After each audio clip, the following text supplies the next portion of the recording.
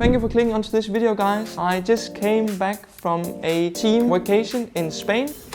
You feel alive, let's hit the dance floor. Don't work too hard, might break a backbone. Return of the Mac, the king is back though. Corvette and cash, I never lack though. And I'm back in Dubai now.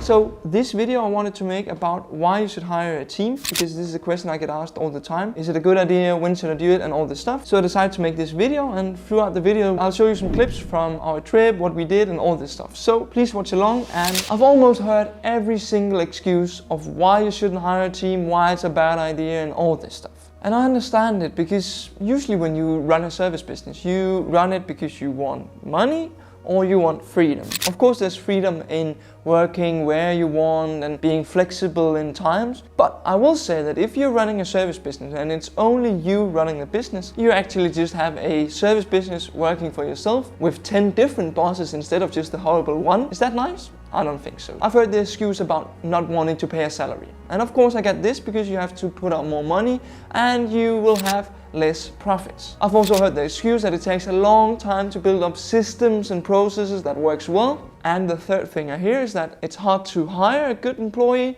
and also it's hard to train a good employee. So what do we do here? We have a time-consuming thing, we have a thing that costs us money. How do we get about this? This is the simple question of having a easy today or hard tomorrow, or choosing to get an employee and having a hard today and an easy tomorrow. And of course this is simply put, but what I want you to consider is that, do you want to spend 1 month building systems, spending time training your new employee, putting that guy into all the operations, explaining everything, answering dumb questions? But after that month, you actually have an employee that can do work for you, can run your operations full time, which means he can take off all your operations. That leaves you to a wonderful point in life. And that point in life is business development. Running a service business, you have two primary things that runs the business. You have operations and you have business development. So operations is, let's say you're running a digital marketing agency. Operation means running ads, talking with clients, texting back and forth with your clients about this new campaign and all this stuff. Then you have business development. Business development is setting up systems and processes to have a more smooth business, have it easier run. It's also outreaching, having sales calls, developing your own personal brand. All this stuff is business developing. You can't have a business only doing one of these things. If you only do operations, eventually your clients will drop off, you'll have no single clients left, then you don't have a business. If you only do business development, you don't do operations, then your clients are not happy, they'll leave you, and you can keep on getting 5 new clients a month. Doesn't really matter if you lose 5 clients a month as well.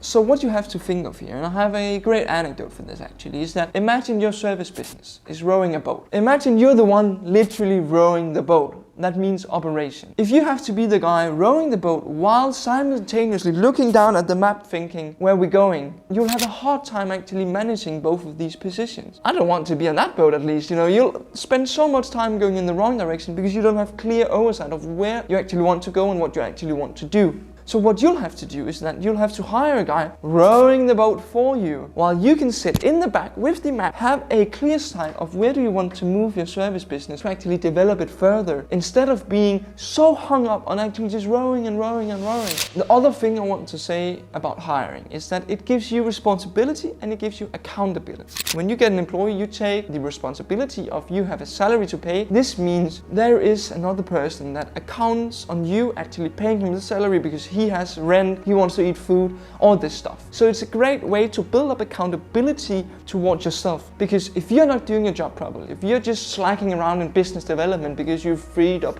all your time from the operation side, you'll end up with a business that is not progressing, you'll end up with lower profit margins, and you'll end up eventually having to fire your own employee. And that is a horrible feeling. Accountability is one of the most important things when running a business, and giving yourself the responsibility of an employee and a salary to pay every single month, it forces you to keep on pushing and keep on pushing, because you know you have to pay that salary. This entire video I've been going on, you have to hire, you have to do this and that. So how do you go about this? To me, there's kind of 2 ways. You can either go service searching, or you can create a brand for yourself that makes people text you and want to work for you. Luckily, I'm at this point, I've been working with my personal branding for a couple of months, maybe 2.5 months now, and I actually get a lot of DMs saying, oh, do you guys want a new employee? I can do this and this and this. And that's a really fortunate situation because that enables me to actually pick and choose the guy that I want. But let's say you're not in that situation. I was not in that situation when I had my first employee. Do a post on LinkedIn, do a post on Instagram,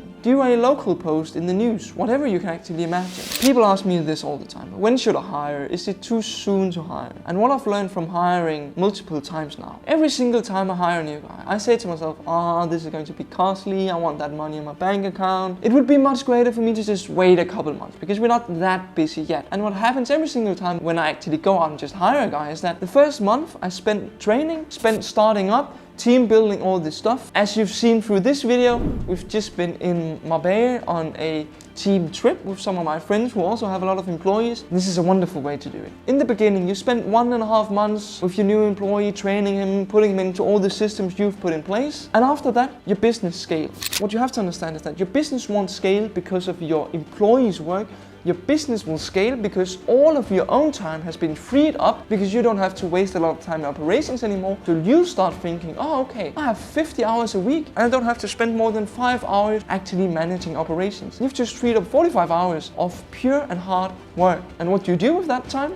You spend it on business development. You spend it on outreaches. You spend it on calling people. You spend it on going out networking. The 1st of September, I had my second full-time employee hire. This is, 2.5 months ago now. I hired him September, nothing crazy happened. But here in October and November, we've literally onboarded, I think, 6 or 7 new clients. And it's not because my wonderful employee Jacob joined us, he's doing a great job. He is. But the reason for that is that I've been spending so much time working on my personal brand, working on my network, working on acquiring new customers. You'll have to hire employees to manage operations, to focus on business development, and it'll pay off multiple times in the long run. Consider getting yourself at least a part-time employee. Make sure he's able to, after a couple of months, work full-time in your business, and I promise you, you'll see your business scale much further while having a much nicer experience scaling.